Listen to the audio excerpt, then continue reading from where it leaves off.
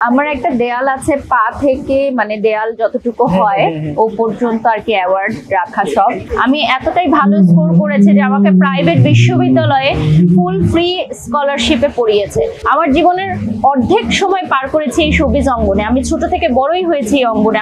আমার গুরুজনরা আমাকে দেখেছে, আমার বেড়ে ওঠা, আমার বিয়ে হওয়া, আমার ডিভোর্স হওয়া, আবারও বিয়ে হওয়া, আমার বাচ্চা হওয়া, সবকিছুই কিন্তু আমার এই মিডিয়ার সবার চোখের সামনে।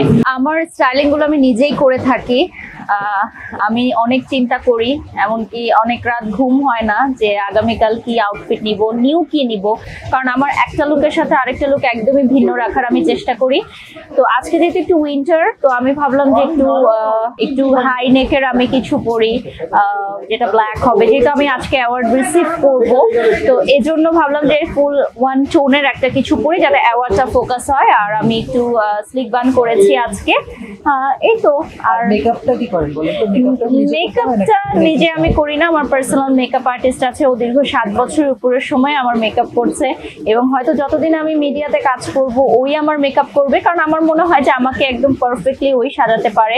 বাহিরে যখন কাজ থাকে ব্রাইডাল শুট বা আদার্স মেকআপ আর্টিস্টদের কাছেও সাজি, বাট আমার কাছে মনে হয় যে আমি ঠিক যেমন চাই মনের মতো আমাকে সেভাবেই সাজায়। যেহেতু আপনার ব্র্যান্ডের প্রমোশন করতে হয়, তার জন্য আপনার আলাদা একটা স্ল্যাট রাখা আছে, কিন্তু আপনি এত অ্যাওয়ার্ড পেয়েছেন, মানে আপনাকে সবাই এত ভালোবেসে অ্যাওয়ার্ড দেয়, তার জন্য কি আলাদা টাক বানাতে হয়েছে? কি হয়েছে মানে অ্যাওয়ার্ড নিয়ে বলেন। আমার একটা দেয়াল আছে পা থেকে মানে দেয়াল যতটুকু হয় ও পর্যন্ত আর কি অ্যাওয়ার্ড রাখা সব। তো আমার মেয়ে মনে করে কি এগুলো মনে হয় সবার বাসাতেই থাকে। তো যখন অন্য কারো বাসায় যায় ও খুঁজতে থাকে যে ওই বাসাতে কেন এরকম একটা দেয়াল নেই। তো পরবর্তীতে ওর বাবা ওকে বোঝানোর চেষ্টা করে যে তোমার মামুনি এই অ্যাওয়ার্ড গুলো মানে অর্জন করেছে, তো তোমাকেও করতে হবে কোনো না কোনো কাজের মাধ্যমে। আসলে এখন তো অ্যাওয়ার্ড শো গুলো অনেকই কমন, কিন্তু আমি কিন্তু একদমই ছোটবেলা থেকে অ্যাওয়ার্ড গুলো রিসিভ করেছি। যেমন আমার ফার্স্ট অ্যাওয়ার্ড ছিল যখন আমি ক্লাস 4-এ পড়ি, আমি কবিতা আবৃত্তি করে অ্যাওয়ার্ড পেয়েছিলাম ইংরেজিতে, এবং পরবর্তীতে আমি যেমন খুশি তেমন সাজোতে অ্যাওয়ার্ড পেয়েছিলাম যখন ক্লাস 8-এ পড়ি। এছাড়া আরো অনেক কিছুতেই আমি পুরস্কার পেয়েছি। তো এখন তো অ্যাওয়ার্ড শো গুলো আসলে একদম ডেইলি বেসিসে হয়ে গেছে।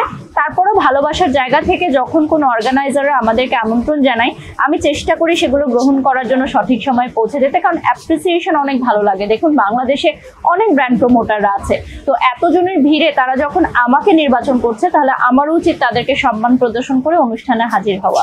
আপনি রিসেন্টলি একটা ব্লগে বলছিলেন, ওটা আমার খুব টাচ করেছে, যে মানুষ মনে করে ব্লগাররা পড়াশোনা অত না শিখে চলে এসেছে, কিন্তু আমি জানি যে আপনি নিজে পড়াশোনায় একাডেমিকলি প্রত্যেকটাতে ভালো রেজাল্ট করে এসেছেন।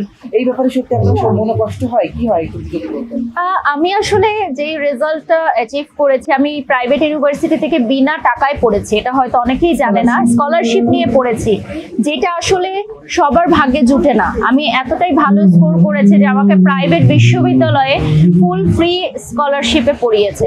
তো সেই জায়গাটা থেকে আমি ডেফিনেটলি পারতাম অন্য যে কোনো প্রফেশনে যেতে, কিন্তু আমি ভালোবেসে আমার জীবনের অর্ধেক সময় পার করেছি এই শোবিজ অঙ্গনে। আমি ছোট থেকে বড়ই হয়েছি এই অঙ্গনে।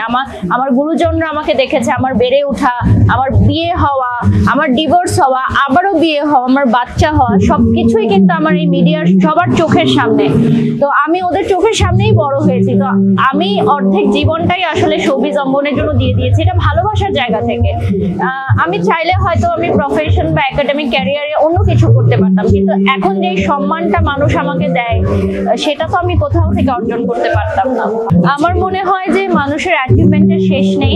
আমার অ্যাচিভমেন্ট তখনই হবে যখন আমার মেয়েকে সবাই বলবে যে ওকে আমি একজন ভালো মানুষ হিসাবে গড়ে তুলতে পারছি। এটাই হবে একটা বেস্ট অ্যাচিভমেন্ট, যে আমি যাকে সৃষ্টি করেছি, মানে আমি যাকে জন্ম দিয়েছি, সৃষ্টিকর্তা তো আল্লাহ, আমি যাকে জন্ম দিয়ে তৈরি করেছি, সে যদি ভালো মানুষ হিসেবে গড়ে উঠে, এটাই হবে আমার বেস্ট অ্যাচিভমেন্ট। একজন বিজনেস লেডি হিসেবে দেখতে চাই, একজন ভালো মা হিসেবে দেখতে চাই। Thank you.